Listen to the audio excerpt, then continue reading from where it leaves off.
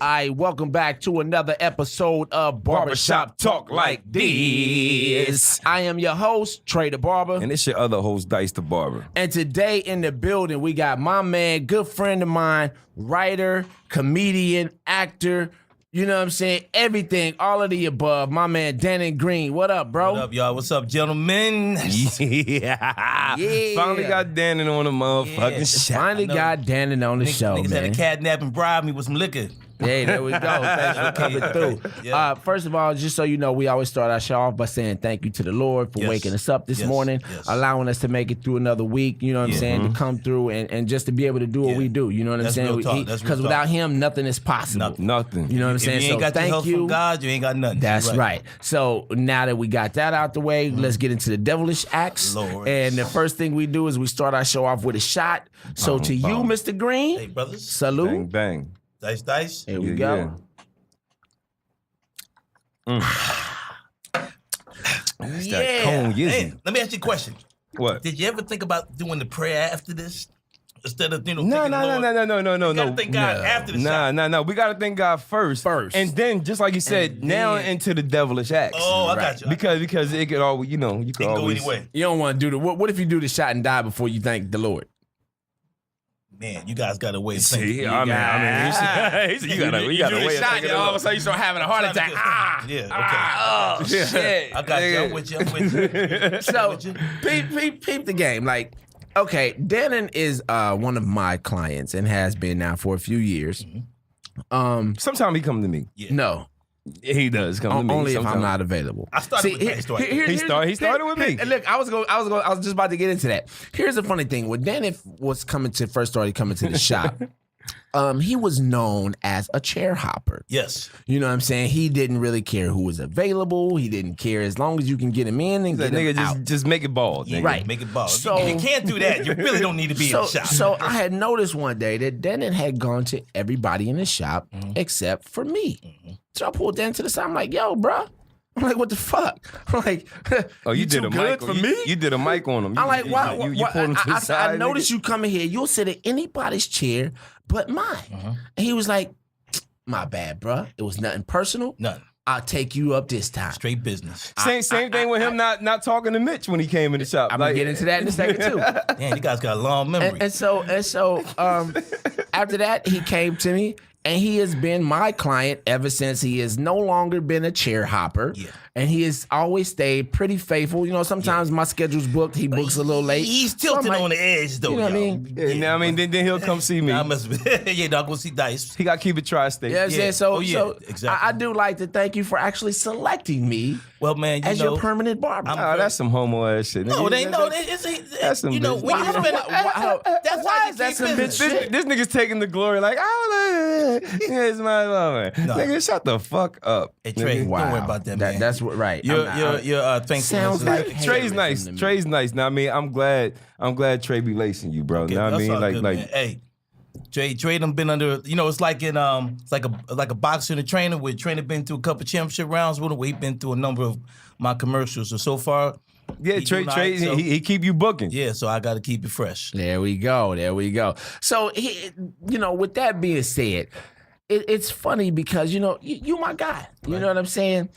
But last night, I knew you were coming on as a guest, so I had to actually Google you. Okay. I'm happy that you took 4 years to Google. Ho. Dannon from Philly. I don't know. Dan is from Philly. Right. You know what I'm saying? You know what I mean? Like tell him what part of Philly you from, bro. I'm from the Hilltop, West Philadelphia, and everybody knows about the Hilltop Hilltop hustlers. Everybody know about and it's real. Hilltop. And it's real. It's You real know what I mean? in the And Dannon is a solid. He's a solid man, bro. He's a really Appreciate good it. brother, man. I He's a really appreciate good that love, brother. yeah. You know what I mean? You don't meet a lot of motherfuckers like that out here in Hollywood, but Dannon, you know what I mean? He from back home and he always stayed with, kept it you know what I mean, 100. with that back home mentality. Yeah. You know what I mean? I love him for that. Yeah, appreciate that. Yeah. So anyway, like I was saying, I typically don't Google my friends. Right. You know what I'm Right, I got saying? you. But as I was Googling you, I found out a lot of information. Again, I smoke weed. Some of the things they were kind of like, I think he said that before. I feel like it's information I kind of knew, Right. But to actually read it, it let wow, you have had a really interesting life. I have. One of the things I think I've heard you mention it before, but I wasn't for sure. That I didn't quite know is that you were adopted. Yes. You know what I'm saying? I was reading on there. I'm like, yo, it said that your birth mother passed away when you were 10 months old. Yeah, I'm a product of the foster care system since 10 months. Wow. Yeah, they say you were in foster care that was a good foster care. From 10 months to the age of 7. Yeah, I lived in 8 foster homes before I got adopted. Wow. How old were you when you got adopted? I was 7 or 8. Wow. And so that's how, when people always joke or laugh at me because I say, where you from? And I could tell them so many different spots, but I was born in New York and I lived in New York for the first 7 years of my life. Born in Manhattan. Then I went to foster care in Long Island, Staten Island. And then I went to my paternal aunt and uncle in Queens for about a year. They decided to give me back up, went back into foster care, got adopted at 7. Then I moved down to Philly. That's how I got to Philly. Right. Wow. Yo, I never knew that. I mean, yo. Well, people don't know, I don't carry it. I'm not one of them dudes to, unless you do Google me and you find out about me, I've never been a guy to wear that type of, wear it on your shoulder, you know what I mean? Like some people make it a crutch or something like that. Yeah. Because then, really be at the end of the day, people care, but unless you're doing something, nobody really give a fuck. So you gotta. Like for me, it was like really interesting. Excuse me, because like you say, a lot of people do use things like that as a crutch. You know what I'm saying, to kind of give them excuse for why they aren't doing or being where they want to be. Right. And so for me, it was like, yo, like to read that because you are such a positive brother. Every time Dannon comes into the shop, he's always got good energy. You know what I'm saying? He never really gives off. He don't give off no shade, none of that shit. You know what I'm saying? So to read that and it's like, yo, I never knew that. Like one, I never knew that. 2, it was like, looking at it because to see where you are today. Because we'll get into a little bit more of things I got down here about you. You know what I'm saying? So I don't want to give everything up at once. So it was just like, for me, it was like, yo, it was like one of the first things I read. And it just kind of struck a nerve in me. And it's like, damn, it was funny because you had just said a couple days ago you was born in Manhattan, New York. Right. Then you moved down to Philly when you were 7, but I didn't understand why. Yeah. I just thought, your parents moved down there. You know what I'm saying? Well, it's a wild story because the lady that adopted me, how I got my last name, was one of the foster care ladies that I lived in. Now, she's my mom. And what happened was she had me in foster care for about 2 years. I was taken out of the home, put back, with my maternal aunt and uncle. When that didn't work out, I was put back in foster care. And then she said when she heard that I was back in foster care, that's when she went and said that she wanted to adopt me. So, but that's just, I've just been one of them dudes. I really like to say that I'm a real, like, if you want to say a city dude that got the street sense but book smart, because I know that, there's certain ways you have to be. So, like I said, I'm a solid dude, but it's just that I grew up around dudes that was hustlers, that was about that business. And they always told you, man, I've seen dudes turning their family for snitching and not being solid. You know what I mean? And so I was always told, man, if this is what you're doing or whatever you're doing, you got to commit to it. And if you're involved in it, that's you got to take your responsibility for whatever you do. So I always had to look at it. And I knew at the end of the day, when I saw a lot of my partners getting in trouble, or I knew a lot of the old heads getting in trouble, that at the end of the day, nobody gonna care if I'm adopted or not. When the judge is saying, you still got to do these 25 years. You know what I mean? Yeah, they don't give a fuck. So I just decided, really to, be more. It's not about being positive, but just be straight. I'm always on my P's and Q's. You know what I mean? People, they may joke on me a lot and all that, but I'm always observing and I try to be smart about and I my see situation. that. Listen, bro. I see that shit all the time. It's like, nigga, I'm going to observe my whole surroundings right now. Yeah. I mean, and not only, but when I'm saying that is not only good and bad. When you out, I learned something a long time ago. I saw this documentary and it was on this actor back in the day, Joffrey, I think Holford or something like that. He was the brother that used to be the 7-Up commercial guy. I don't know if you guys old enough. Yeah. With the deep voice. Yeah. No, with the bald head. The bald head. That was with the afro. That was he didn't even have an afro. He had a but I'm saying the nigga with the afro was. But anyway, I mean that's besides the point. But anyway, he said that his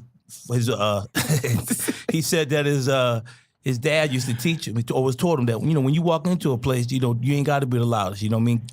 Put a drink in your hand, go to the corner, and have people wonder who you are. So that's always been my style. Yeah. Now, I mean, I feel like, have you got in touch with you know, your family? I mean, I never did. It's something that I'm looking at now as I get older. family? But what happened was, if you know anything about the foster care system, and definitely New York. New York has some of the strictest rules when it comes to sealing, your adoption information. So they don't keep those records open. But I think now with all of the internet stuff and things like that, you can do the research. The only problem is for me at the time was first it was, really having the time, you know what I mean? And then you always have that inner thing like, okay, is this something I want to do? But as I look back, because I got a paternal brother. I got actually a brother that's 18 months older than me. That's my blood brother that I've never seen. So I don't know if he's alive or dead, but I do. Oh shit! Yeah, it's real. Wow. Yeah, it's real talk. I mean, and I know that's got to eat. Do you know his name? And Robert. They said his name was Robert George. See, that's why. So your last name should be George. Yeah, I'm actually. It should be. It is. Well, no. That's a good point, though. No. I'm gonna tell you why. Though. I'm gonna tell you why. Because that's my middle name now. Okay. See, when my mom adopted me, she said she wanted me to keep something of my past, so she made my middle name. Because my real middle name is Dannon George. Because Ajetta. I'm actually an islander. Yeah. I'm either West Indies or what am I saying? West Indies or not Jamaican, West Indies or Trinidadian. I mean, so like in your whole life, do you? I mean, like knowing that you was adopted and stuff like that. Right. Like does it have something in the back of your head all the time and make you be like, you want to know what? I really want to know. I mean, who I am. Yeah. I mean, I mean, because you that's are a great question. You are who you are. No, you are who you are. At the end of the day, we're all individuals. But why you act the way you act? What I mean, being who your actual family is. That's what I'm your gonna say. bloodline. I'm gonna say at the end of the day, we're all individuals. Mm-hmm. But you, Trey, my man, B, everybody, you can always say, well, I got my nose from from this person, or I got my talk from this person, or my attitude, or even my sickness from this person. Right. I've never been able to do that. So that's why, like, I've always been a dude that stayed up on my health. And people like trip, but I ain't scared to go to the doctor because I can't. If I because you don't know, I don't know because you don't know where it came from, right? Yeah, exactly. But the thing about it is, you think about it, you don't dwell on it because if you dwell on it, then it puts you in that mood. But you have to, honestly, man, at the end of the day, you got to make that choice. You know what I mean? So my thing is always been, and I don't do everything right. I God forbid saying that, but my thing is, I've always been a dude that has been like, okay. What's the situation? Blah, blah, blah. Let's handle it. Do you have anybody? Because, I lost my adopted mom at 15. So I've been on my own since 15. I was going to get into that, too. Yeah. You like a freshman in high school, right? No, I was, my first year in high school. She passed, yeah. I was going to Dobbins. And then your adoptive... My brother.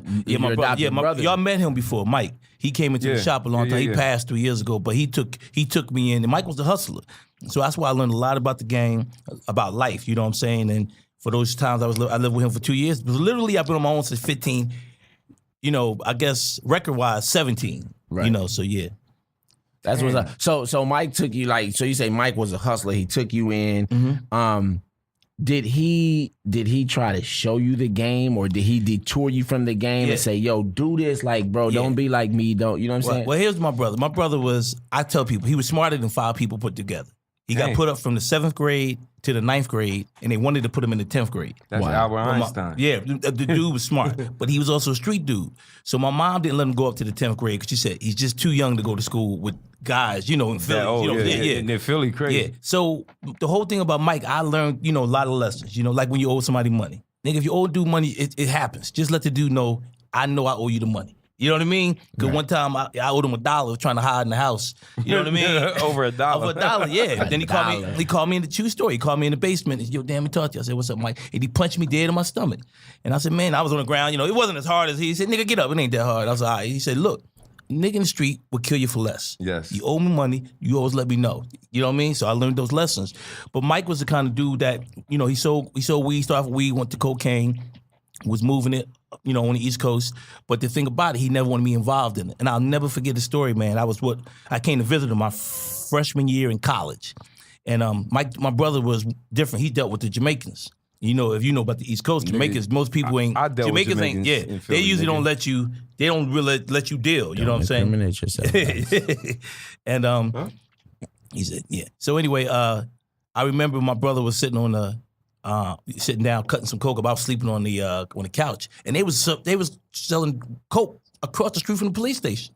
Wow. So I was like, this is a true story. I said, Mike, man, what's that nigga? The cops right there. He said, we so close they ain't gonna look for us here. I was like, Facts. you got a point. Yeah, you got it. I would say, like, the funny thing you said that, because back in the day, I used to always speed past police stations. Right. And my boys would be like, nigga, why are you speeding past the police station? 'Cause they I used not to be like, there. That's what I used to, nigga, they're not there. yeah. Like, this is the one place I can speed past. Yeah. I said, either one, they're just starting their shift if they're pulling out, Yeah. or two, They they're go home ending their and they shift. ain't They're trying trying to to- go yeah, home. and they ain't trying so to get either you. one, they're not really trying to fuck Yeah. with you right there. Yeah. So go ahead. So anyway, it was just a big, it was an incident where I was sleeping on the couch, but I was kind of up and I heard him talking. And the Jamaican boy said to my brother, he said, Mike, your brother, he do this. He said, man, he been around us his whole life. He ain't never did it. So I knew he was proud for me not doing it. And then one time when the dude did offer me some coke, he told the dude he'd kill him if he ever did it again. Then he called me in the bathroom and said, you better never do this. And I was an athlete though, so I said, Mike, I ain't trying to do this. And that was pretty much it for me. Yeah. You was a boxer, right? Yep. Because I Still had, am. you still are. Yes. Don't fuck with Dannon, even at his age. Yeah, even at my age, but they I like always to joke with about. Dannon. I always joke with Dannon. I They tell try Dannon to he like kill me. 75, but Dannon ain't that old. You know what I'm saying? Like, 63. but Nah, I'm just, I ain't even that old. look, but I tell people all the time, like, yo, Dannon got hands still. Like, anybody who's trained in boxing, who be training niggas, I don't give a damn how old you are. Them Yeah. niggas might catch You better your watch ass. your step, Right, you nigga. better catch it. Because that nigga might catch you with one and sleep your ass, But nigga. you know what I tell people, man, about the boxing game? I started boxing because what happened was when I was living in Philly, I had two partners, Jason Coles, Eric Adams. They still my boys today, but they were shorter than me. So back on the East Coast, Midwest, slap boxing was big back in the day. Yeah. So I'm slap boxing, and they will always tag me, and I'm like, damn. And I knew I could go. I could at least street fight. I'm like, why these? So one day I was walking down the Ave in Philly. I was on Lansdowne Avenue, 65. I could tell people right where it was, 61st and Lansdowne Avenue. Right on the How corner. old were you? I was 14. Okay. And I saw them, and they were walking to the gym. They were walking down the street with them bags in their hands. So I said, where y'all going? They're like, oh, we going to the gym. I'm like, what gym y'all go to? They're like, oh, we box. I'm like, that was the you two niggas- homies? Yeah, my homies. But I'm like, y'all ain't tell me. Like, nigga, y'all boxing and y'all ain't letting That's me why know, y'all nigga? tagging me. Yeah, but no, but this lets you know how it was back then. Back in the day, as you was a kid, you went to school with somebody. Everything you worried about was what's happening in school. When you went Yeah. home, you didn't share that with you know what I'm Yeah, saying. you ain't talking about all even that. though we hung. So, but we never, obviously they was on their block and I was on my block. So I ran home. I said, Dad, Mom, I want to box. She said, nope, you can't box. So then I came back and I told her a lie. I said, well, I've been having trouble in the street, Mom. She said, no, you can't box. I said, okay. Then she came back 2 days later and said, you can box, but I hope you get hurt. And I'm like, damn, okay, that's pretty nice of you. Yeah. Your I was like, mom well, said, I'm not going to get hurt. You get Yeah, hurt. that's what she said. Yeah. So I That'll started make your ass quit. Yeah, Hurt so by it. I started going to this gym. It was called the Philadelphia Executioners, the Executioners 60th and Vine. And I wound up staying. My boys wound up leaving, and I became the best one out of the group. And then I wound up. You started busting their ass and slide back. Yeah. Well, we was all go. I mean, they can go. You know what I mean? But we was all, we was partners. We never went at it after Yeah, that. yeah. But, I wound up coming in second in the city in 1981 in Junior Olympics. Wow. That's what's up. Man. Yeah. So you actually had a real chance at going pro, right? I did. What happened was in 81 when I came, in 1980, 81 I was training. I came in second in the Junior Olympics in 81. So then I was starting to build a little name for myself around the way. My old head boy, my boy Mike Wells, I was and Bob Nix, they was my partners, but they was older than me. So I rolled with them. So they be like, yo, that's little Dan, yeah, that nigga nice. People just like giving me juice. Back then it was a different type of love. Right, it's not right. like you had to be braggadocious. It's just like, yo, yeah, that's my young boy, D. He got hands. They be like, Because oh, yeah, I heard a about lot of niggas be hating, you know what I Yeah. mean, back in Philly. Yeah, but they was all. But my neighborhood was different because if you was a hilltop and you was from that area, everybody just gave you love. So I didn't have any issues. Yeah, but know what I mean, like Hilltop and like West Philly, North Philly and shit like that. Know what I mean, like them niggas, you know how niggas be. Well, hating. yeah. But if you're from that area, most time, So anyway, what happened was then that when I started, coming up, my mom died. So then I had to move out of Philly. So I went to 4 high schools. You know what I'm saying? In 3 different states. So I never got settled. So I didn't get back into the boxing game but I was always training in different places. I just never fought. And then what happened was in college, I was at a gym in Iowa when I went to college. And Michael Nunn was from that same gym I was training at. So I was just training, started to work out and stuff. And Michael Nunn was coming back for one of his pro fights, like his 4th fight before he won the world title. So they was like, hey, Green, Joe Goosen, who I know personally. He was like, he went to the Alvino Pena, who was the trainer at the time. He said, hey, do you have any southpaws in here? Because Mike's fighting a southpaw. We just need somebody that can work around with Mike for the next 3 days to the fight. So the Alvino Pena, this Mexican guy, came up to me, Green. I was like, yeah, you want to spar none? He ain't say nothing. You want to spar none? And I was like, and the gym was packed. Like TV cameras, news people, everybody. I was like, so it was like, I was like, no. I was like, yeah, I spar him.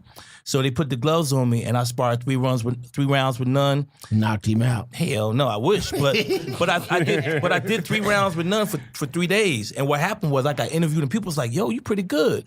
And then I kept thinking, I'm not gonna fight nobody in the amateurs as good as this dude. So I took it, I said, let me go ahead and see what I could do. So I trained for 2.5 years straight. I won 13 fights in a row, and I won a Golden Glove tournament back to back. That's what's up. Yo, how was your first fight? You know, and I mean, like Sparring or fight? Fight. Okay.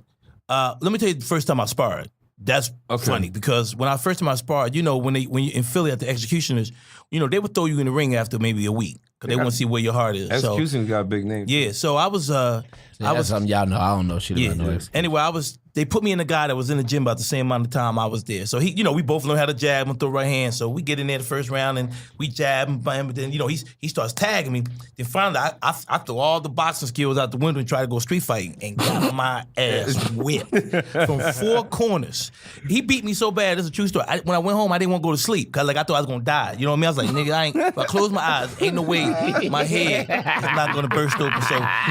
So my mom came down like, what you doing on the couch? I was like, I'm not tired. Nigga, go to bed. It's 10 o'clock at night. Get your ass upstairs. So I went to sleep. I woke up. But then I went back to the gym and that was it.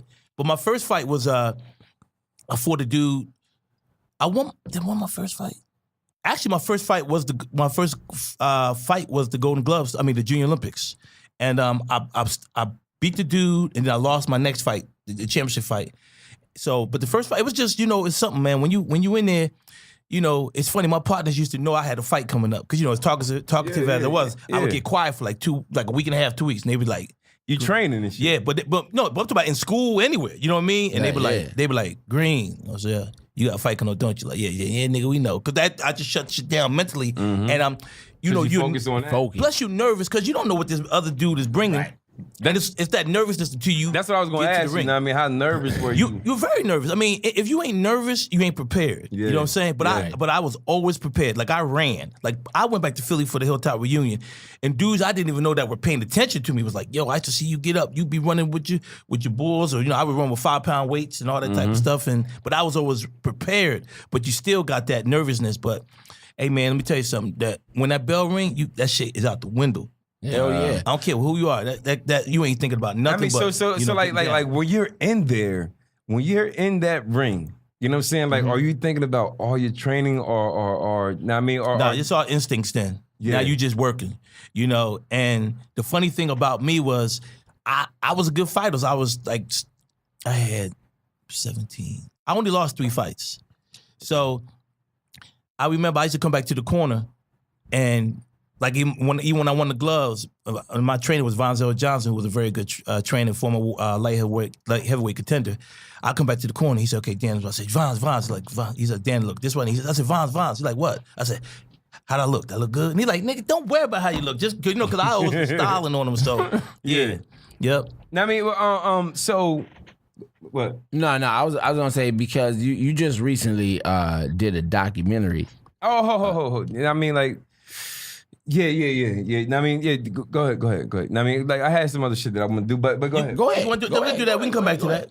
Well, what I was gonna ask was, I mean, because Dannon Green is a comedian, right. You know what I mean, and he is a boxer. So I was gonna ask you, you know what I mean, what made you basically want to transition from basically being a boxer to being a comedian? And I mean, I was gonna get into that in a minute. I told you. Okay, all right, go ahead. But listen, I told the nigga before we started this show, right. I did my research on Dannon. But I had shit too. I have a whole list. Okay. follow my lead. Okay, go ahead. You heard it. Go ahead, Trey. I know you heard it. Well, we gonna go with you then. Trey. Go ahead, Trey. So nigga. no, I wanted to because we're on the boxing team. Okay. So, you know what I'm saying. Okay. I wanted to because you just recently did a documentary. Yes. Yeah. About the boxing gym that you came from. Yeah, I'm working on it right now. So give us a little bit about that, how it went down, what inspired you to do so. What it was is in today's time, we, and you guys are actually old enough to remember, even in your neighborhood, even if you did have a father figure around or if you didn't, there was always some men that talked into your life. You know what I mean? Right. Yeah. And when we went to this gym was an iconic gym. This gym was actually one of the best gyms in the city. We're probably second known under Joe Frazier's gym. And Give him the name again. Joe Frazier. No, the gym. Our gym, the Philadelphia Executioners. Yeah. And we had Jimmy Beecham, who was a well-known trainer and stuff, came from our gym. He used to be at our gym. He also started his own gym, Beecham's Gym. But anyway, what happened was I went home last year to the Hilltop Reunion. It was the second one they had in Philly. And I had a show at Warm Daddy's, the comedy club out there. Mm-hmm. And my partner that I used to box with, Lydell Johnson, was at the show. So I asked Lydell, I said, hey, man, by the way, man, because I knew Tucci had died, who was with the main guy that started. I said, hey, is Frank still? I said, hey, so Frank died? He said, nah, Frank alive, Frank good. I said, damn, is he? I said, yeah. I said, give me his number. That was in August. He gave me the number. I didn't call Frank. I go home. One day I'm laying in bed in November, and I started thinking about the history of the gym. And I actually started thinking about how our society is today, where everything's so microwave that we forget things that happen. You know what I mean? Right. And I started thinking about how my life was going, and I was saying to myself, these two guys spoke into my life as well as all of these guys' life. We had an iconic gym. I said, it would be a shame if Frank dies and takes that whole history with him to his grave. Yeah. So I called Frank up, and this is what really made me want to do it. I ain't talked to Frank Taylor in about 30 years. Damn. Yeah. 30? About 30 years. I told you that nigga like 75. I nigga, ain't scared to my age. I'm 52. So they ain't talking to him since he was 22. So what happened was I called him up and I said, yes, is Frank Taylor there? And he's always been a nice guy. And he said, yeah, he said, yes, this is Frank Taylor. I said, Frank Taylor, this is Dannon Green. I used to box for you when I was a kid. And he goes, Dannon Green. He says, Dannon Green, Felton Street, Southpaw, good fighter. Yeah, I remember you. And it touched me. He broke you. He broke me down. down. Which is what trainers do. You know what I mean? But it touched me because he remembered you. And I said, Frank, I want to tell y'all a story. He said, I got to tell the story about the gym. I said, because we had so many iconic guys. We had guys that were ranked as from 1, 5, almost everybody in the top 10 in the country, in amateurs. We had one dude get invited to the Olympic trials in 84. We had another dude win a world title for Aaron Pryor to a split decision.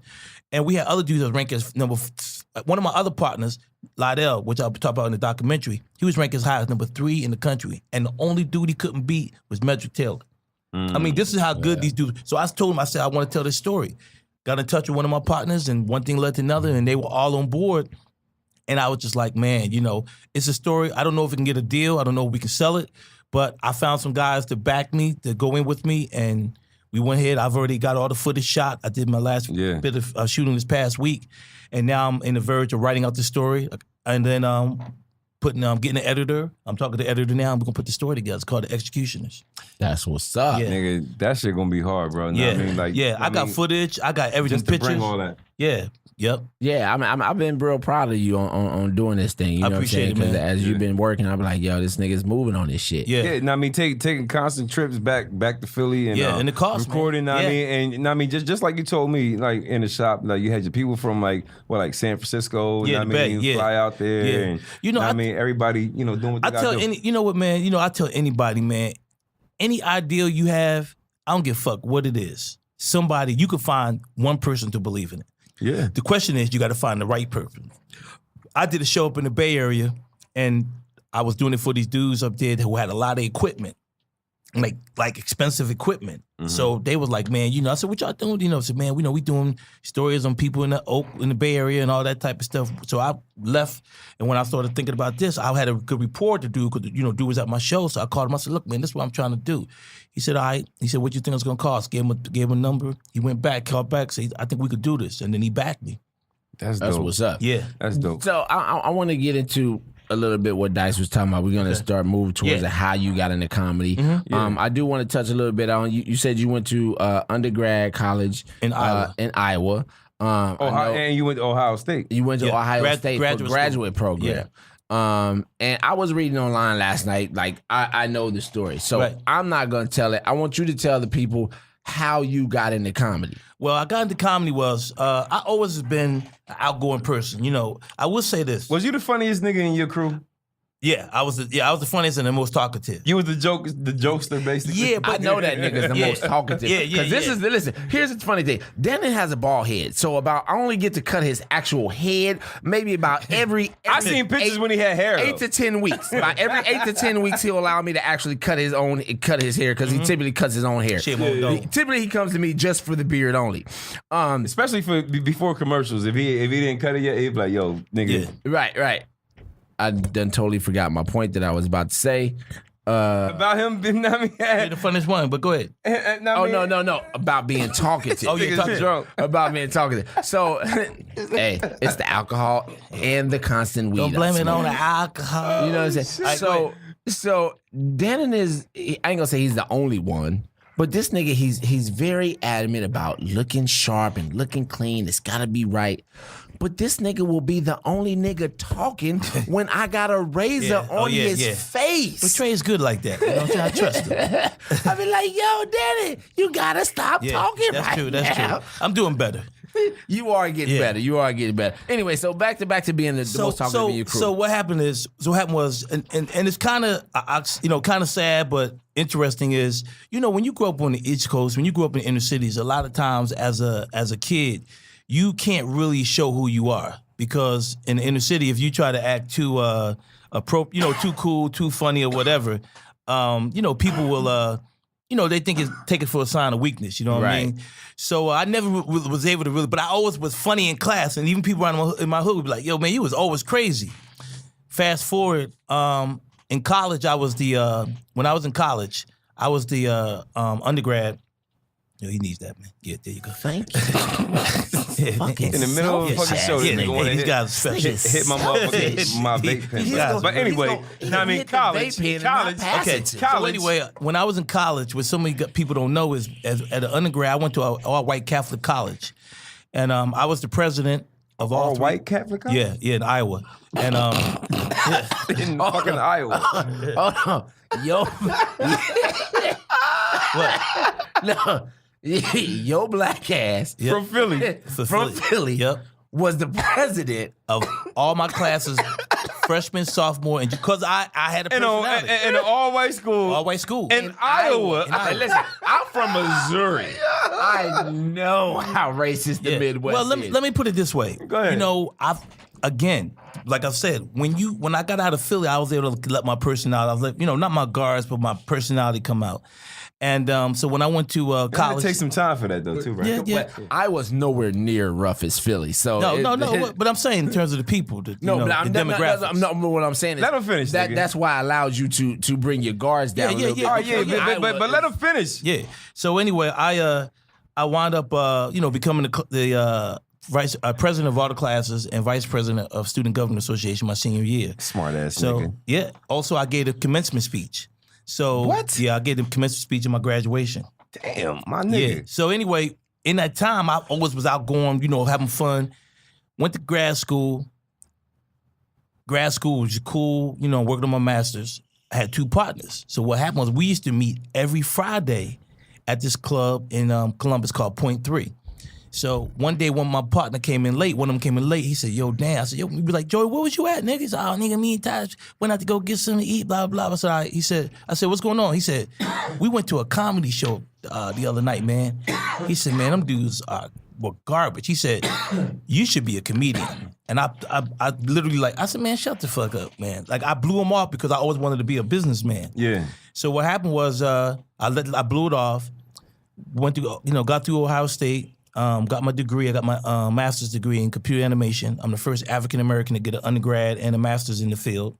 Congrats, bro. Thank you. I was the first accepted at Ohio State in their program. So I would told you that nigga's like 85. Nigga, they try to always remember, ladies and gentlemen, you ain't gotta be old to be consistent. You know what I'm saying? This nigga, Dannon been doing this shit since 1908. Nigga, your life story is a goddamn movie. Yeah, it really is. I plan on doing it. Hopefully, if please, write that shit, something, nigga. Yeah. So anyway, my last year I graduated and I was job hunting. I had a couple offers around the country. So one day I was just driving down the street on the street in Columbus, and I saw on the marquee that said open mic night. And I was like, everybody keeps saying, something just said, everybody keeps saying you funny. Why don't you just go there? So I called my boy up and I said, yo, Freddie P, I see what's up. I said, man, I think I'm gonna go ahead and go try to do some comedy night. He was like, nigga, you better not embarrass me. I'm like, nigga, ain't nobody even gonna know you with me. You know what I'm saying? Like, you ain't gonna be on stage with me. Like, you gonna be in the audience. Yeah, so one thing led to another. I went on stage. The first night, I had 4 jokes. And the first time I ever went on stage, I got second place in a comedy competition. That's what's up. And that gave you motivation. I just got bit by the bug. And so I entered, this is a true story. So what happened, and what was crazy about that night was, for you to get on stage, you had to put your name on a piece of paper and they had to draw your name. Mm-hmm. It was 16 comics, they only had 8 spots. If my name didn't get drawn, I can't say I would have ever went back. You know what I mean? But I did. So what happened was, after that night, I said, man, people like, yo, you funny, who are you? I was like, I'm Dannon Green, you know what I mean? And the great thing about it, when I started, I didn't curse. Because I started, in the Midwest, white clubs, they didn't curse, you know what I mean? Yeah. So I entered this competition in Columbus, and this was the turning point of my whole my life. It was a 6-week competition, a comedy competition, and I won it. And, that's what's up. Yeah, and how long was your set? We had to do 5 to 8 minutes, and then the last round we had to do like 10 to 12, something like that. And what happened was, not how I won, but one reason I won was when I went to the bar, because if they're having a comedy competition at the same spot, you're getting some of the same audience. Right. Yeah. And these 2 white ladies said to me, they said, you want to know why we kept picking you every week? And I was like, yeah, why? They said, because every week you came back with a different story.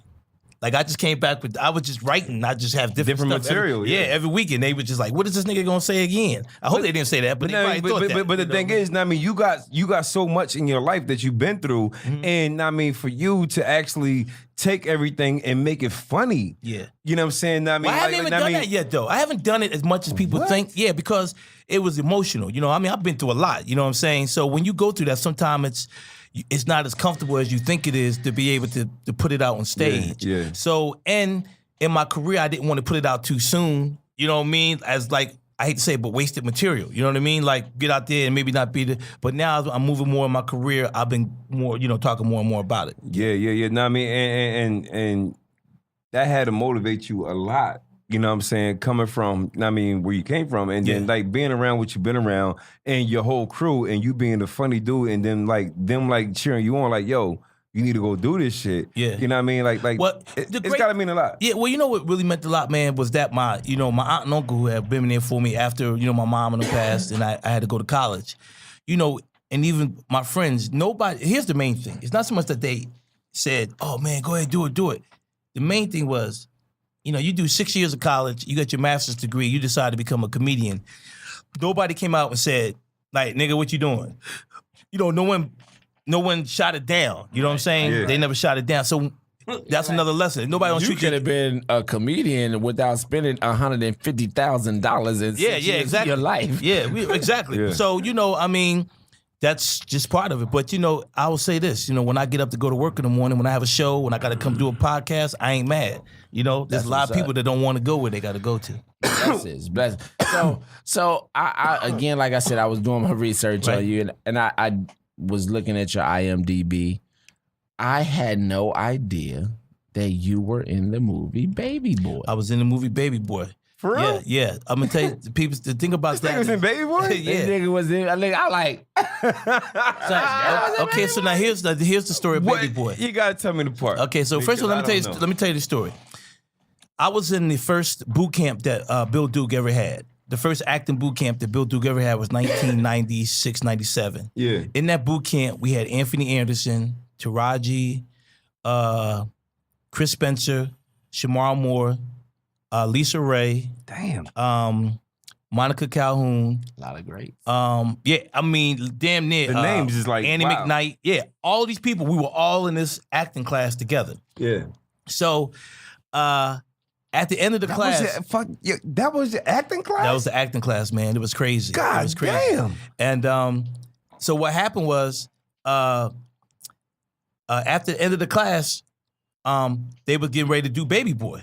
Mm-hmm. So John Singleton I think John had came and talked to the class. I think John had us come, Bill had, because we would get visitors. Like we had Denzel come. Yeah. We had the Hughes brothers come when they was burned, when they was smoking all that. Yeah. So anyway, I just got a phone call. They said, "Hey, Dannon,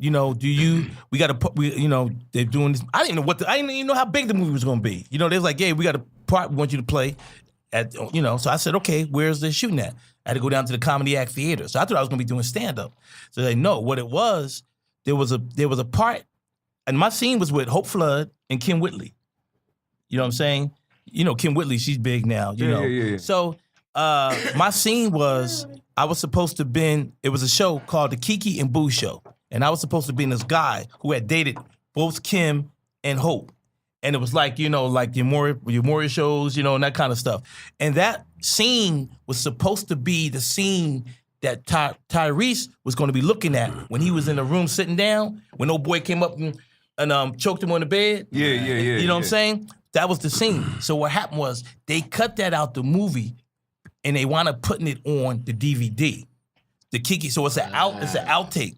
So we didn't make the movie, but we made the DVD. So I still got paid the same, still was getting checks. And That's all that matters. As long as you give me that money. And I got the credit. If you watch the movie Baby Boy and they run down the credits, you're gonna see my name. So yeah. Here's the funny thing. So I was so again, I was on IMDb. Now I run across this movie called Butter. Yes. 1998. Yeah. Nigga, that was my shit. Yeah. Oh, you listen. I when I saw the cover, I vaguely remembered it. Right. Now, however, this movie was with Shamar Moore, Nia Long, Ernie Hudson, Donnie Wahlberg, Donald Faison. You know what I'm saying? I mean, I was big into bootlegs back then.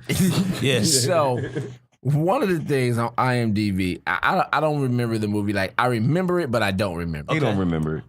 This motherfucker was rated on IMDb 3.9 out of 10. Mm-hmm. They said that movie sucked. It probably did, but you know what? It was a great credit, and it didn't suck at that time because at that time, nigga, those movies. That was a bootleg. That was a bootleg classic type. No. It's not that it was bootleg, but you gotta remember at that time they were making movies where black people was getting. No, nigga, it was bootleg. It wasn't. It might have been bootleg. It wasn't. Hold on. Here's the thing. He lived in Camden, so he got the bootleg. He bootlegged it, but it was a feature actual film. feature film. Yeah. But let me tell you about that movie. The great thing about that movie, that was my first movie with speaking. My first speaking part. So that's that, and it's now called Never Too Big. That was the name of it. It was the original title was called Butter. Then they changed it to Never Too Big. But think about who's in that movie: Nia Long, Donald Faison, large. Donnie Wahlberg. You know what I'm saying? All them dudes. A lot of people. Ernie Hudson. Ernie Hudson. If you don't know who Ernie Hudson, go look at Butter. If you don't know who Ernie Hudson is, Ernie Hudson played the retarded dude in The Hand That Rocks the Cradle. Mm-hmm. Yeah, I remember that. The Hand That Rocks the Cradle. What was his biggest movie? He's had a lot of big movies. His biggest movie was Ghostbusters, bro. Ghostbusters. I told you. Yeah. He was the first one. Yeah, he was the only brother in the movie. He was one of the Ghostbusters. That's what's up. Yeah, Ghostbusters. He was the black Ghostbuster. So if y'all don't remember it, Ernie Hudson was a black Ghostbuster. That's a good person to work on it because I've always liked Ernie Hudson. You know what I'm saying? All the movies I watched over the years. You know what I'm saying? So forth and so on. He looked like the Sprite nigga. Now here's a funny one that I came across. Okay. In 2002, you did a movie called For the Love of Money. Yes. Written and directed by Pierre. Yes. We trying to get him on the show. You know what I'm saying? He come through the shop every now and again. Right. Now, here's the funny thing. As I'm going through and I looked and it says the full cast list. And I get down and it says Dannon Green. Dice, check this out. It said Dannon Green, man with discharge. Yeah. That was my part. Nigga, That was my part. fell out laughing like a motherfucker. I mean, because I can, I understand you're a comedian. Oh, no. And I know Pierre's a comedian, so I can probably visualize what kind of role it was. But when you when you get down to your credits and it said Dannon Green, man with discharge. Right. Well, you know what's great about it?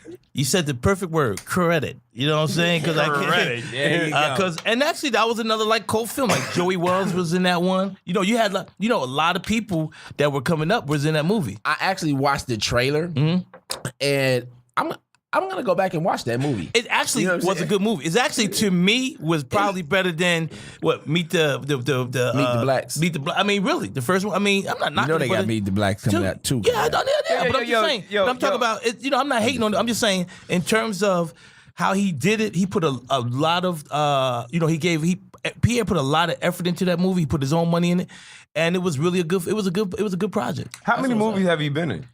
I've been in movies and projects over 32. That's not counting Comic View. That's not counting One Mic Stand with Kevin Hart. Yeah. That's not counting my television credits with Everybody Hates Chris and Kevin Hart show. On 32 movies. 32 different projects. Yeah, he was on one of them law shows too. No, I was on the show with like one of the murder shows. No, it was the cop show back in the day. That's what I said. Law show. Was no, it it wasn't Shield? The Shield. The Shield. So it was a lot. Yeah, I was trying to remember. And my scene, my scene was with the brother that got life in prison for killing his wife. Oh shit. Yeah, it was with him and the other cop. And Anthony Anderson was in my episode. Wow. Yeah. How's your with everybody who you went to acting class with? I mean, how's your relationship with all? Oh, good. I'm cool with everybody. See, let me. We just told you, Dannon Green is a good guy. Let me say something. Listen. But the people don't know that, nigga. The people don't know that. I want him to explain. But I'm gonna say to all of our listeners out there. Remember the question, because this nigga's about to go off. To all of our listeners out there, if you don't like Dannon Green, there is something wrong with you. I appreciate that love. You know what I'm saying? This brother, he's a good brother. Like, he's always, here's the thing, but don't get it twisted. He's from Philly and he will box and he's a boxer. He will whoop your ass if you get out of line. Well, let me. I understand. I understand what you're saying, Dice. But let me put it this way, because a lot of times people say, "Well, Dan, all these people. Why aren't you in their projects? Blah blah blah." So there's lots of different stuff, and this is what I want to say. I have never been the kind of dude that's going to be down with you just for what you are. Mm-hmm. Now, some people can say you're stupid because you take advantage of it, but it's not me. I didn't grow up that way. And I'll use a prime example. When Shaq was with the Lakers, that was my guy. Like Shaq would come to the club and he'll tell you, now he says it now with anybody else, he used to tell me, man, you my favorite comic. And he used to come to the club, him and Kobe back in the day, and Shaq would just yell out, your mama, something like that. He would just yell out something stupid just to get you to get on him. It got to the point that me and Shaq became real cool. I've been in Shaq crib, blah, blah, blah. I could have probably been in that camp if I really wanted to. Mm-hmm. But that's not my style. Yeah. I'm cool with everybody. If Shamar Moore came here today, mad love. Is Taraji, I remember when Taraji got Empire. It's a true story. I went to the big screening of Empire. It was down at the theater down there on Sunset Boulevard that day. Probably about 2,000 or 3,000 people. I remember that. Yeah, you remember that, yeah. Then they had the after party at the W. Mm-hmm. So everybody's in there, and then when I'm talking about everybody, anybody and everybody that was in the business was there. Everybody, and I'm talking about all your heavy hitters, white, black, you name it. So Taraji was getting pictures and stuff like that. You know what I mean? So I went over to, she was taking pictures and stuff. So I kind of was laying, and I walked over. She was sitting down with her head down like this. Like, just not down, but just she had her head down. I said, hey, excuse me. I said, hey, babe. I said, Taraji, let me get this picture with you. And she said, look, no more pictures. I don't want to take no pictures. And she looked up. She said, oh, shit, Dannon. I'm sorry, Dannon. So that's the kind of love I be getting. She didn't, you know what I'm saying? That's dope. You told anybody. I mean, because y'all was all in that class. It's like, we all here because. Lisa Ray loved me. That's when Lisa Ray see me, Dan, because here's the deal. The only thing, like I learned besides being a good dude, too. But it's business. But business-wise, I'm just saying, it you know this and I know. Life ain't about being good or bad. You know that shit. The niggas that make it goes a long way, though. It goes a long way. It's like it's energy that you give off, right? You know what I'm saying? Because if you give off, you can't sit up here and say it. And that's not to say that everybody. That's not to say you're a good person, so you don't do any wrong. Yeah, I know. We all do wrong, right? But you can tell the difference in energy that a person gives off. You know what I'm saying? That nigga Dannon would tell you, be like, I know this story, but I ain't gonna talk about this person. Like he keeps everything very, very personal. Dannon's a good dude. My point is just energy. Like when you give off good energy, people, you know, remember that. They remember. They want to have you around. You know what I'm saying? Right. And that, again, that's not to say that you don't do anything wrong with anybody. Living in Hollywood, there's not a lot of real people, right? And shit like that. So people recognize real, right? And they respect that. Yeah. Therefore, that's why people, like when they see you, right? They're not treating you like, like some fucking bigot or something. Let me say this, man. What I found out is this. It's like, in terms of being cool with entertainers. Yeah. I'm like this. You're an entertainer. I'm an entertainer, one. Yeah. But really, to be honest with you, I learned this from Lawrence Fishburne years ago in terms of the business. He said, look, man, you don't want to be hot for 5 years. You want to be warm for 25. Mm-hmm. So what I've always tried to do is stay consistent with my entertainment. Yeah. So these people that you're talking about are some of the same people that see me and go, I see you doing your shit. So I may not be with blown. Yeah. So they got respect in that factor. And always remember, when you're doing that, no matter what the situation is, at the end of the day, when you do need to come back for a favor, those are the people that are gonna give you that favor. You know what I'm saying? On another thing that you said, real quick, on another thing that you said about, how you are around people, the reason that I first of all, I've never been a gossiper. If you ever notice, I ain't never been in the middle of too many scandals or nothing. And that's because... That's one thing I like about you, because like we both from like the same area, right. bro. And like we deal with the same type of people, And when I met you and I known... like nobody has anything bad to say about you, And then for you, tell me like you like... a lot of people gossip. Right. And for you to be up here and be like, yo, like that ain't my business. I'm not gonna say anything about this person. And shit like that. It's like dice gossips. Go ahead. It's like for you to be like, yo, I ain't gonna say no names. Yeah. You know what I'm saying? But I'm gonna say this and blah blah. Let me tell you why. The reason you don't do that is like I said one time. It's like one time when I came in the shop, somebody asked me a question about somebody. Mm-hmm. I said one thing: if I didn't know, I wouldn't say nothing. Mm-hmm. Two, if I did, have an issue with it or the situation or not, I ain't gonna say nothing. I said because I don't know who know this nigga in the shop. Yeah. So if I say something, it's like a text message. Yeah. I could say it this way, but by the time come out. It reads, it's read. You said fuck him and his career ain't shit. You know what I mean? So what I try to do is I try to think and avoid a lot of situations that I don't have to put myself into. Yeah. Yeah, I love that shit about you because you remind me of my niggas, you know what I'm saying, back home. Yeah. Because like everybody know, like, yo, if you down with this clique, like first of all, you just don't talk shit. You know what I'm saying? You know why? You don't put nobody business out there because like that business could come back and get you killed. I'm gonna tell you the real reason why I don't do that. I don't like people to come up. If you ever notice, I don't do a lot of bagging. Nope. You never see me bagging in the shop. You don't see me. But bagging in the shop is part of the shop. Just hear what I'm saying though. We talking about see me, him, nigga. You don't see me bagging. You don't see me. I don't do a lot of playful hand pushing and all that shit because I tell people and I don't get into a lot of arguments because when I'm about to do this, when we're gonna do this, it's gonna be real. We're gonna put our hands on because I don't put myself in a situation where a person can come back like, yeah, Dannon Green, oh yeah, I slapped that nigga in the head one time, fucking around. Nah, you're not gonna do that. So, and I don't even do it in the gym. Mm-hmm. There's a dude at our gym, and I had to check him. I was like, well, man, and I check him hard. He's a young boy, but I said, look, my man, he's from Prague, one of those, I think he was, he's Russian and something, mixed.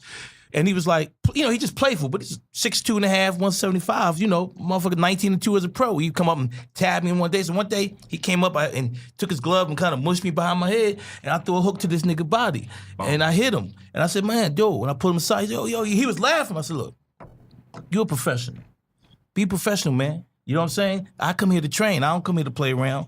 And now he got mad respect for me because I checked him on it. So I've just never been that kind of dude to want to play those type of games. So let me ask you a question because I think, I personally think, like, you're like, just heard me say, let me ask you a question. You're like a man's man. I appreciate that. You know what I'm saying? Like you're somebody, like, do you have kids? You don't have kids. I have no children. But if you did have kids, You know what I'm saying? Or, I mean, you're definitely somebody to look up to. I appreciate you know what I'm saying? I mean, like you're a man's man, bro. I mean, I respect you because of who you are as a person, man. I appreciate that love. I mean, I like that about you. I mean, like I introduced you to my pops. I mean, Yeah. Your I pops was like, cool, I was like, yo, I mean, y'all both from Philly. Like, this a good dude. You know what I'm saying? Yeah. I mean, and I'm glad that I know you. I mean, I appreciate because that love. I like to know real people. Cool. Yes. So before I was rudely interrupted, Right, go ahead. I had to let say me that. ask you a question. I What? understand. Let me ask you a question. You say you don't like, you really don't get in the bagging. We bag a lot in the shop. Right. You know what I'm saying? Yeah. And I fuck with you. I joke Oh, with you a lot. yeah. Is that cool, or would you prefer that I stop? No, it's not that way. What I'm saying is, like, for instance, here's the point I'm trying to make. You wanted to cut me off of that shit? Well, I didn't cut you off. You cut me off, nigga. Because Did these niggas just cut me I off? said, let me ask a question. Okay. Go ahead. All right, go ahead. So the reason that I say that is because of this. Trey knows me. Dice knows me. Jamal may come and know me. Chris may come and they know me. But see, I try to have it where I don't want no nigga that don't know me to chime in. I got you. And it's always a dude like that. So you don't know me well enough. I remember you got mad at somebody that did that one. Yeah, because you don't know me. So what happens, and then you and see, that's unfortunately that goes back to my street mentality where nigga, you don't know me well enough to try me. They know me. But I mean, but the thing is, everybody in the shop. I mean, we all know you. I mean, so therefore we check that person. And be like, yo. Well, chill, no, chill, nigga. No. I mean, But here's the deal. Like, See, like that's we the know point. this nigga. Yeah, I mean, but you can't say nothing. But and I appreciate it. But that's not your job to do that. No. But I mean, I feel like it is. I mean, because when you're in the shop, I mean, like, you know it's what like, I'm I mean, saying? you It's family, bro. Yeah, I mean, yeah. so it's like, okay, I mean, we can say we want to say, I mean, but don't feel too comfortable. I mean, to say something to this nigga because you don't know him, because I'll be ready to fuck you up along with him. Right. Look at his eyes. He's been drinking. But no, I just Nigga, want you've been drinking. I mean, I'm just saying. I mean, it's some real shit. I'm you glad feel the same way too, though, right? All right, yeah. But I'm glad we brought up bagging on Dannon, because this is going to lead me into our last little segment of the show. We only got a few more minutes, and we're going to bring up fantasy football. Oh Lord, Dannon now you Green. bag. Thank you for Khalil Mack. Matter of fact, man. Oh yeah, you're welcome about that. I don't know what John was thinking about, but Dan like the Eagles and Ray. So I mean, so I'm gonna say this. Dice. Hold. Thank you for Khalil Mack, and thank you for not starting Wentz. Okay, you welcome. You welcome. I'm going to bring up this. Okay. Dannon is in our fantasy football league. See, he's terrible. Draft is on Tuesday. He's terrible. I'm the draft worst. is Tuesday. Yes, I'm the He's worst. terrible. Here's the funny thing. We have 3 comedians in our league. Dannon Green, Earthquake, Who else? and G. And Oh, Garrett- okay, that's right. Garrett Dixon. All of these niggas are terrible. Yeah, we got shit to do, nigga. It's funny. That's what I say. Yeah, I was like, damn, it's funny that all of our comedians are fucking terrible. But I No do pun want to tell you, I thank you for your contribution to our league. Damn, that's disrespectful motherfucker right here. But go ahead. I do show love though, right? Yeah, I'm talking about both of you niggas. No, nigga, I don't hit you up. No, you do. Come on, Danny. I mean, Trey hated that shit. I used to then I'm like, yo, bro. I mean, set your squad up. I would say this. I know you're busy. I would say this. You remember Dice saved you from our league because I was ready to kick Dannon out. Dannon wasn't My making nigga. changes. He was like almost a guaranteed victory for people. Now look, I pulled Dannon to the side. I Got so said, love for Dannon, the tri-state, I said, my hold on, nigga, hold on. like, I pulled Dannon. I said, Tell Dannon, you, nigga, like, I said, I'm about to kick that's you my out the nigga. league Right. because you're not really playing. Right. And he's like, okay, I'm gonna play this year. I was like, And the man, year don't- that I played, the first year I hold didn't on, play. time out. But I was like, I don't know. And you remember Dice was like, nah, give him a chance. Right. I said, Dice just wants the easy victory. But Nah, Dice, it wasn't that, nigga. I know that. It was my joke. Go You're ahead. fucking up my shit. My bad. Dice was the one who came to your defense and said, let him stay in the league. Well, here's the deal. My first year, I was terrible. Second year, you was terrible. The third year, because this is your fourth year. Terrible. Right? This is our fifth year. Fifth year. So I was in all of them. I think. All but one. I don't think I might have been You the was first one. everything but the first season. Okay, Yeah, so yeah. here it is. So then when I decided to take it serious, I actually I think I made the playoffs, but I didn't win. that year. I had a good year. Last year, I took it serious, but all my players, everybody got hurt. Yeah. Everybody got hurt. And you had a good team, too. You had a good team. You know what I mean? You started out good. And then everybody got hurt. I mean, and niggas and then you talk about the comedians, but you niggas don't like to trade. They're like, all right, well, good luck, niggas. So hold on. Why give up somebody good for Josh? Why give up somebody? We had Josh Martin on the show last week. What the hell is Josh Martin, nigga? You know Josh. He's in our league. You know what I'm saying? Okay. Right. So his daughter plays on Blackish. Oh, okay. Yeah. So Josh he's in our league and he's always complaining like niggas don't trade. Niggas like niggas don't trade. Here's my thing. I pick the players that I want. Why would I want to give you them? Why would it? And if they're doing good, why would I want to give them to you for one of your terrible niggas? All right, well, let me ask you guys a question. So the purpose of this question is what for the fantasy? It's just a bag on you about being terrible in fantasy. Okay. And it was just a reason to talk about fantasy football. To tell you the truth, You're right. You know what I'm saying? Right. My bad. Damn. Shit. Like I hope you're ready this year. You know what? Now, I mean, thank you. Now, I mean, I'm a Bears fan. Thank you for which by the way, Khalil Mack. Now, I mean, we making it to the fucking playoffs this year, my nigga. God, this nigga smoking crack. We need to get some coffee. Time out. Which brings me to my point. Hold on. About fantasy football. This brings me to my point. Dues is due. So just so both of y'all know, Tuesday. Hold up. First of all, by Tuesday. Hold up, man. Nigga, when I come to the draft party, nigga, I got my $110. If you are in our fantasy league and you do not This ain't got shit to do with shit, nigga. We talking about Dannon right now. We say this for after the podcast. Yeah. We talking about the podcast. Nah, nigga, we spent. Hold on, we done spent. You trying to give a shout out to the fucking? To the fantasy league, nigga. Dannon's in our fantasy league. You got a point, nigga. We spent the last 55 minutes talking about Dannon. Nigga, so personally, nigga, we got an hour to talk about Dannon. Well, do y'all want to go ahead and finish ask me just a few questions about what's going on? And then nigga. We pretty much touched on everything. No, we haven't, nigga. Dice is getting drunk. What's coming up next, Dannon? I mean, because I mean, I want to know what's going on with this documentary. I mean, what's going on with that afterwards. Right. I mean, I want to know what's going on with you. I mean, I know you've been in a lot of commercials, right, and been performing. I mean, and doing a lot of things. I mean, I want to know.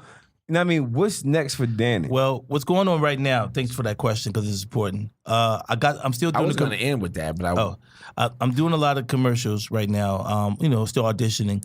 The documentary is really what is something that I feel like I got to get done now. You know, after interviewing these guys and having men talk about their lives, that you would be very surprised of some of the things that happened to them, and for them to be able to open up to me about it, I got to get this done. I don't know where it's gonna go, but I saw a recent interview. You said you was trying to get this whole thing edited and done by like October, the end of October at least, because I've already finished all my shooting. Yeah. So I think that's my big thing, and then after that, man, to be honest with you, I'm hoping that this will be a calling card where someone will be my next thing that I want to do is do a movie. I want to produce my first movie. So, because that's been my ultimate goal is to have a movie in the theaters. So, if I get this in the theaters or Netflix, HBO, Showtime, do you know Kenya Barris?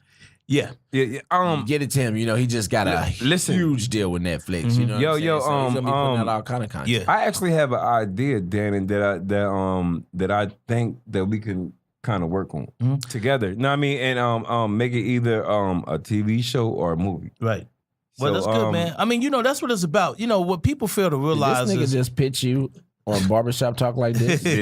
That nigga just realized, like, he just slightly pitched you. Like, because he put you in a situation that you can't be like, no. Well, I mean, we're on the air. Well, I mean, the reason why I say this shit to Danny is because I know that we both can relate to the type of shit that I actually want to talk to him about, being from Philly and Jersey. Mm-hmm. But real quick, the whole thing is I got that going on, and I'm just grinding. You know what I'm saying? I always tell people in the business, I'm doing the same thing, you doing. You know what I'm saying? Because people say, well, man, what you got going on? I said, man, I'm hustling like you. And I do want to say this. Entertainment is the same thing with anything else in life. It's all about an opportunity. You know what I'm saying? And so all I can do is, keep being the person I am, keep grinding on my hustle, and then hopefully someone will say, you know what? It's like anybody. It's like being on a team. You got the third stringer. Marshall Faulk was a third stringer. Top dude got hurt. He got an opportunity. He's a Hall of Famer. So all I can do is hope that everything. Aaron Rodgers. Yeah. All I can hope is that what I'm doing now, someone in the business that can make the move and say, yeah, I've been watching Dannon Green for a while. Dude, been on this grind. You know what you got, and I never come to the table empty-handed. You know, a lot of people. That's Know what I mean, what's so know what I mean, you know, a lot of people, and people will not be, know what I mean, surprised when you actually do blow up. Know what I mean, because know what I mean, you are, know what I mean, to me, know what I mean, you already blown up. Yeah. Know what I mean, I love you as a person, I love you as a brother. Right. You know what I'm saying? Know what I mean, and I respect you, bro. Right, I appreciate that love, man. I really do, and I appreciate y'all having me on your podcast. Hey, we man. like to thank you for coming through. Dice has gotten really drunk right now. He's been okay, mixing man. white and dark, and I can see it because I don't give a fuck. he will take this podcast for another 2 hours if I continue to let him. But unfortunately, we are at the I end got of our plenty. show. Know what I mean, I got a lot of questions. to I understand. know I what understand. mean? I have I let plenty- her come back one we day, would man. love to have you This back. is the deal. Danny. I'm going when we get this documentary. We definitely gonna have completed, you back here. That's when I want. I'll for let her sure. come back, man. So we do want to thank you for coming through, man, Most and def, just man. being a guest on our show, appreciate man. y'all brothers, man. This has been another episode of.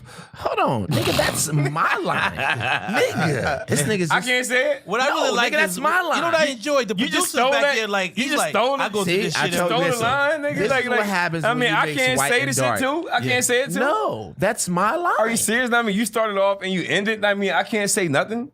You helped me close. I mean, out. you follow me. You say I mean, every talk once in a while, I could be like, yo, know what I mean, Is thank this you for still being coming through, recorded? Dannon Dark and Green. Is this still being And this has recorded? been another episode Oh, of it is? Oh. Barbershop Dark and Talk Light. like this. This is what happens when you look at Dice. Hey, look, you see that look in his face. See, this Paul, nigga look didn't at it. follow me. Everybody look at Really? him. He's Really? fucked up. He's been mixing dark and Hey, light. can I It's get Labor Hey, Day go weekend, ahead. nigga. Know what I mean, I'm not even working Hey, tomorrow. can I give your fan base my social media? So That's that, what we. Nigga, listen, I was that's Well, what I I'm don't know, trying but to do. I don't know, so I was trying to get there. I was trying to get there. If you shut the fuck up, let me go ahead. Dannon, we want to thank you for coming through.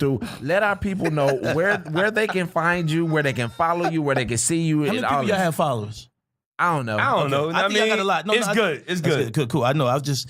Well, I'm hoping that a Uber driver or what's they call a Lyft driver is available tonight to help this nigga home because they gotta That be drunk. nigga's lit. That nigga's lit. No, hey, yo, you want to check me out, y'all? Check out me on Instagram, Dannon Green, DANNON Green, GREEN 66. That's my Instagram. I would love more followers. Most people that follow me are people that follow me. And then Dannon Green on Facebook, but I don't really tweet that much right now. But we're gonna start that once we get towards this project. So, Thank yo, you we guys. want to thank you, man, for coming through, Appreciate man. it, I man. appreciate you.